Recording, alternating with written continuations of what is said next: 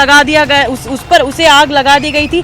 हमें ये भी बताया जा रहा है कि इस गुस्से में आकर यहाँ पर तोड़फोड़ की, पत्थर फेंके, आगजनी की। और आप यहाँ पर भी देख सकते हैं कि यहाँ पर भी कांच के किस तरह से छोटे छोटे टुकड़े जो है वो मौजूद है। यहाँ पर वक्फ अमेंडमेंट एक्ट को लेकर पूरे पश्चिम बंगाल में जगह जगह पर प्रदर्शन किए जा रहे हैं, रैलियां निकाली जा रही हैं। इसी के अंतर्गत कल आईएसएफ ने भी, यानी इंडियन सेक्युलर फ्रंट ने भी एक रैली का आयोजन शियालदह में किया था, जिसमें शामिल होने के लिए आईएसएफ के कार्यकर्ता पश्चिम बंगाल के अलग अलग कोनों से आ रहे थे, लेकिन उन्हें यहाँ पर भंगौर में रोक दिया गया। और भंगौर में रोकने के बाद पश्चिम बंगाल की पुलिस और आईएसएफ के कार्यकर्ताओं के बीच झड़प हुई। और झड़प इतनी ज्यादा हुई कि यहाँ पर आगजनी भी हुई। केवल आगजनी ही नहीं बल्कि तोड़फोड़ भी हुई।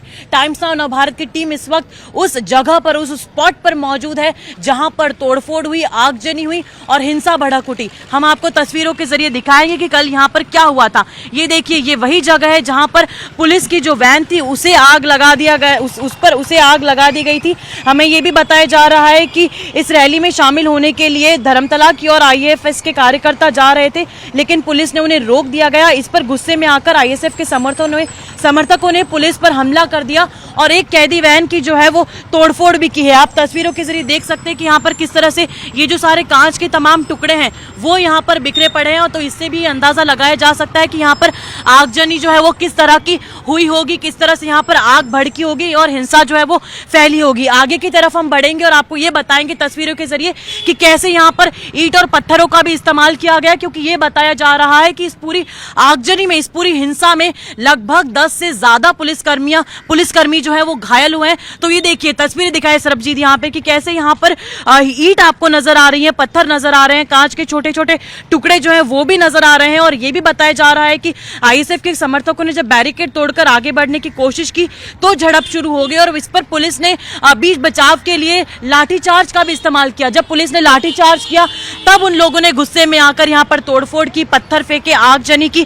और आप यहाँ पर भी देख सकते हैं कि यहाँ पर भी कांच के किस तरह से छोटे छोटे टुकड़े जो है वो मौजूद है। यहाँ पर आगे की तरफ पुलिस वैन चलाई गई थी और यहाँ पर ये बताया जा रहा है कि इस एरिया में जहाँ पर हम इस वक्त मौजूद है, आपको ये कांच के टुकड़ों की तस्वीरें दिखा रहे हैं, यहाँ पर पुलिस की जो बाइक्स हैं वो जलाई गई थी। सामने ये आ रहा है कि लगभग 4 से 5 बाइक्स जो है पुलिस की वो जलाई गई थी। और इसके अलावा पुलिस और कार्यकर्ताओं के बीच काफी बहस भी हुई और झड़प भी हुई। उनका कहना यह था कि उन्हें शियालदह में आगे प्रदर्शन में शामिल होने के लिए भेजा जाए। अब हम आगे आपको दिखाते हैं कि यहाँ पर ये चूंकि पूरा सेंसिटिव एरिया है और यहाँ से जो पुलिस स्टेशन है वो कुछ ही किलोमीटर्स की दूरी पर है, तो सवाल ये पैदा होता है कि जब यहाँ पर पुलिस स्टेशन कुछ ही किलोमीटर की दूरी पर है तो यहाँ पर इतनी बड़ी हिंसा और आगजनी कैसे हो सकती है। यहाँ पर ये जो मार्केट है ये काफी हलचल वाला मार्केट है, लेकिन अभी लोगों को यही सलाह दी गई है कि इस मार्केट में या फिर इस पूरे क्षेत्र में ना आए, अपने घरों में रहे। तस्वीरों के जरिए आप इस मार्केट की हलचल भी बताइए एक बार सरबजीत की, कैसी इस मार्केट की हलचल है। सुबह का वक्त है और यहाँ पर इस पूरे क्षेत्र में आप सोचिए जब 400 से ज्यादा लोग यहाँ पर इकट्ठा हुए होंगे तब क्या कुछ स्थिति यहाँ पर रही होगी, पुलिस किस तरह से भीड़ को यहाँ पर नियंत्रण में कर रही होगी। यहाँ पर देखिए पूरा हिस्सा जो है काला पड़ चुका है, क्योंकि यहाँ पर पुलिस की जो वैन थी ये जलाई गई थी, इसलिए पूरा हिस्सा जो है वो काला हो गया है। अब हम आपको आगे ले चलते हैं और बताते हैं कि यहाँ पर पुलिस प्रशासन किस तरह से यहाँ पर तैनात है। तो ये देखिए, पश्चिम बंगाल की जो पुलिस है वो यहाँ पर पूरी तरह से तैनात कर दी गई है ताकि आगे आने वाले समय में यहाँ पर कोई स्थिति ऐसी ना हो जिससे हिंसा भड़के, आग फैले, या फिर अभी की सिचुएशन को भी कंट्रोल में करने के लिए, स्थिति को नियंत्रण में करने के लिए यहाँ पर पश्चिम बंगाल की पुलिस जो है वो मौजूद है, हर चौराहे पर मौजूद है, चेकिंग भी की जा रही है, सीनियर ऑफिसर्स जो है वो भी यहाँ पर मौजूद है।